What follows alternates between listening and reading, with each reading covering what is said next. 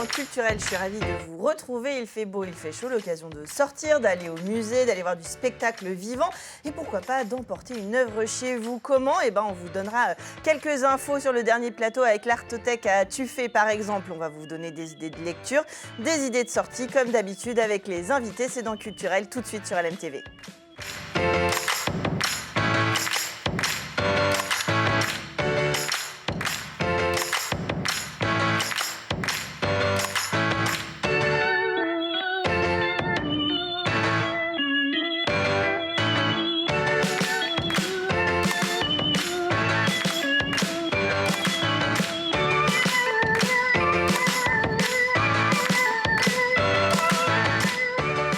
Et tout de suite, on va à La Ferté-Bernard pour le manège les 28, 29 et 30 octobre, ce week-end. J'ai le plaisir de recevoir Annick Chevrier. Bonsoir. Bonsoir. Vous êtes la présidente de la troupe des Tréteaux Vénitiens qui va nous présenter cette pièce mise en scène par Thibaut Guillauchet. Bonsoir. Bonsoir. Donc cette pièce, le manège, qui va être en représentation donc, le 28 demain, vendredi 28, samedi 29 à 20h30 et lundi 30, Non, dimanche 30 pardon, à 15h, je vais y arriver, au hall Denis Béalet à La Ferté-Bernard. Le manège, c'est une pièce donc, qu'est-ce qu'on va découvrir sur les planches? On va découvrir un bar avec Louise, la patronne de ce bar, et ses invités habitués. Il y a un personnage bizarre qui est là tout le temps, qui tricote, on ne sait pas trop bien ce qu'elle fait là, mais elle le fait. Des employés de la SNCF, parce que le bar est situé au cœur d'une gare. Donc des employés de la SNCF, des contrôleuses de grandes lignes régionales, une conductrice de train, un écrivain moyen, un faux prof de chant. Et la conductrice de train va apporter une valise qu'elle a trouvée dans le train et qui se révèle, lorsque Louise arrive à l'ouvrir, être remplie de lingots d'or. Alors, tout ça mis en pièces, Thibaut Guillauchet, avec cette troupe des Tréteaux. Mis en scène, parce que mis en pièce, ça Mis en scène, Oui. pardon, excusez-moi. La pièce est mise en scène.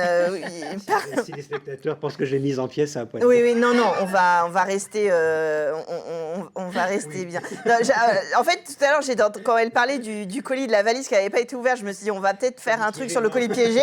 Voilà, maintenant, mis en pièces, bon, non, évidemment.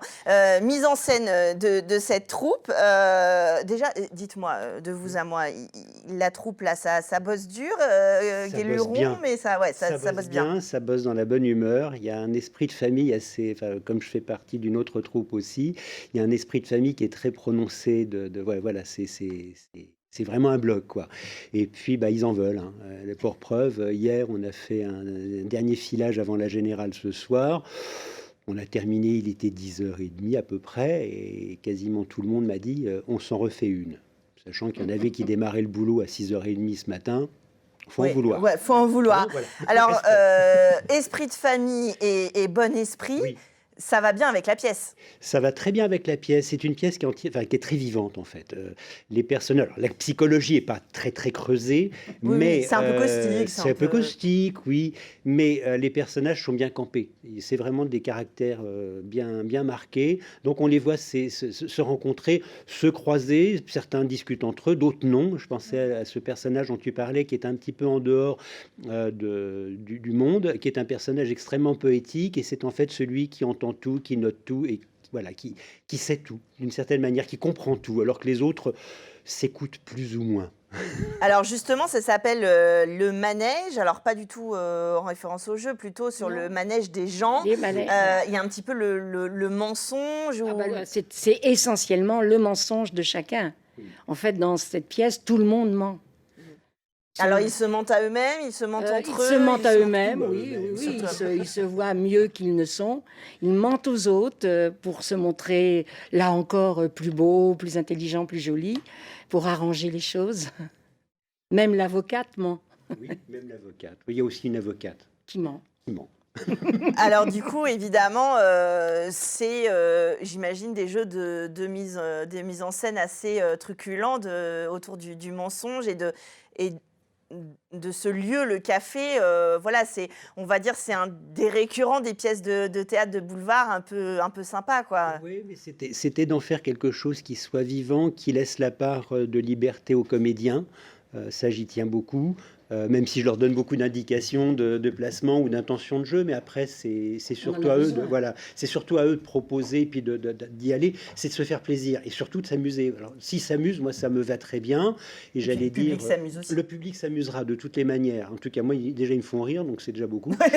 C'est déjà pas mal. Parce que la pièce, Puis vous la connaissez en fait. Voilà, donc il y a un quand moment. ils arrivent à me faire rire, alors que ça fait déjà 40 fois que je l'ai vu, bon, je peux dire que c'est pas mal quand même. Mais il y a vraiment, oui, il y a une vraie fraîcheur, Et puis cette volonté de se faire plaisir et de bien rire entre nous et de faire rire les autres. Voilà, c'est un partage. Encore une fois, c'est un grand partage.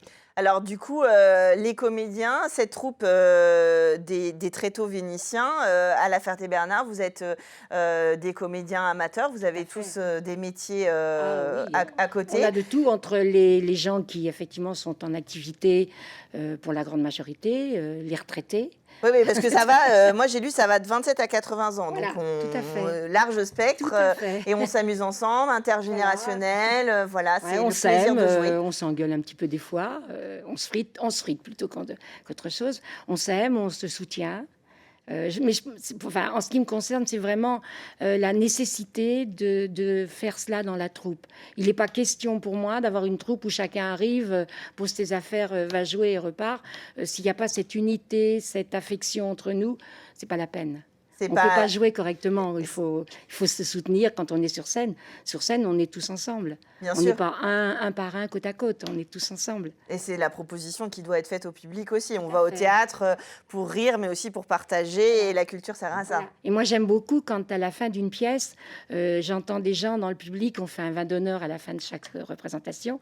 Ils nous disent, on voit que vous vous aimez bien et que vous jouez ensemble. Donc tout de suite, ça me fait plaisir, quoi.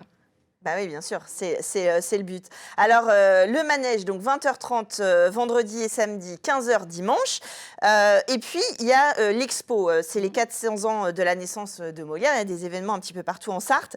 Et là, tous les après-midi jusqu'à dimanche, on peut visiter une exposition au premier étage, deuxième étage, des Halles Denis Béalet, des costumes du 17e. Voilà, ce sont un petit peu ce que vous avez derrière vous. En fait, on a voulu mettre en valeur nos costumes qui sont très beaux et qui ont été reconstitués par rapport à l'époque.